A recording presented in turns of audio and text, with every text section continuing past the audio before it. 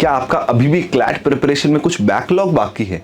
क्या अभी भी आपको लग रहा है कि हाँ कुछ तो है जो छूट रहा है, मतलब मुझे बहुत सारी चीज़ें करनी है और everything has become so messy that I am not able to streamline it? तो उसका एक बहुत सिंपल सॉल्यूशन है मेरे पास।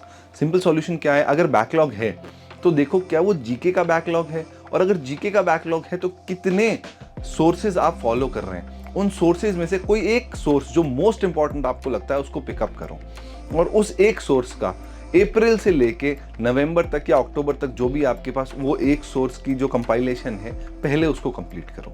So suppose you have 4 sources, class notes, mock GK, CLAT express और न्यूज़पेपर के नोट्स। तो इन 4 में से सबसे इंपॉर्टेंट है क्लैट एक्सप्रेस, क्योंकि वो सारा डेटा आपको कंपाइल करके देती है। तो सबसे पहले क्लैट एक्सप्रेस के अप्रैल से लेके अक्टूबर तक की जो भी क्लैट एक्सप्रेस है आपके पास उसको कंप्लीट करो। जब वो कंप्लीट हो जाए और उसका रिवीजन हो जाए उसके बाद क्लास नोट्स को पिकअप करो, या जावेद सर के वीकली जो यूट्यूब पे चैनल आता है वीडियो उसको कंप्लीट करो। वो कंप्लीट हो जाए तो फिर दूसरा करो, अदरवाइज ये सोच लो कि ये कंप्लीट नहीं होगा तो I can leave it for sure. कोई दिक्कत नहीं है, उसमें कोई इशू नहीं है। You can leave certain sources, it is not upon you to cover the entire GK of this world now, okay? You do not have that responsibility. और एक बात हमेशा ध्यान रखो कि जीके में अगर आपने लिमिटेड सोर्सेज को अनलिमिटेड टाइम रिवाइज किया है तो पेपर में अगर आपको कोई क्वेश्चन नहीं आ रहा है तो वो क्वेश्चन किसी को भी नहीं आएगा। So that is how you complete your backlog of GK. Now with respect to backlog of English, CR or reasoning or legal, the thing is that these subjects do not have any backlog. ऐसा कभी हो ही नहीं सकता because there is no syllabus prescribed. अगर आप ध्यान से CLAT consortium की वेबसाइट पे क्लैट का सिलेबस पढ़ेंगे तो there is no syllabus prescribed for legal, CR and RC. So hence if you think that it is a backlog in these subjects is a misnomer.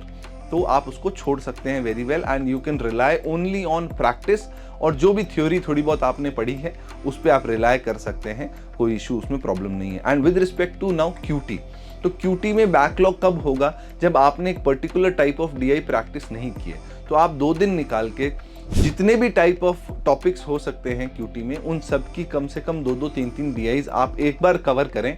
एक बार अगर आपने 2 या 3 DIs cover कर ली हैं तो उसके बाद आपको चिंता करने की ज़रूरत नहीं है। You can relieve yourself from stress and burden of backlog.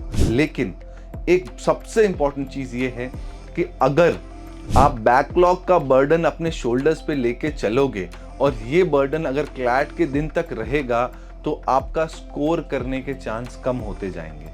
अब देखिएगा, जब जब आपने मॉक दिया है और आप स्ट्रेस के साथ मॉक दिया है तो आपके स्कोर कम आया है, और जब आपने बिल्कुल फ्री होकर मॉक दिया है तो आपका स्कोर अच्छा गया होगा comparative to other mock. Therefore backlog का बर्डन नहीं लेके जाना है। आपको डिसाइड कर लेना है कि अगले 15 दिन में मैं ये चीज़ें करने वाला हूँ और उनको 1 बाय 1 फिनिश करते हुए चलना है। तो कमेंट सेक्शन में ये ज़रूर बताइएगा कि आपका अब कौन से सब्जेक्ट का कितना बैकलॉग इस वीडियो को देखने के बाद और लिस्ट बनाने के बाद बाकी है। उस पे हम शायद और डिस्कशन करें। All the best and have a great preparation time for next 15-16 days.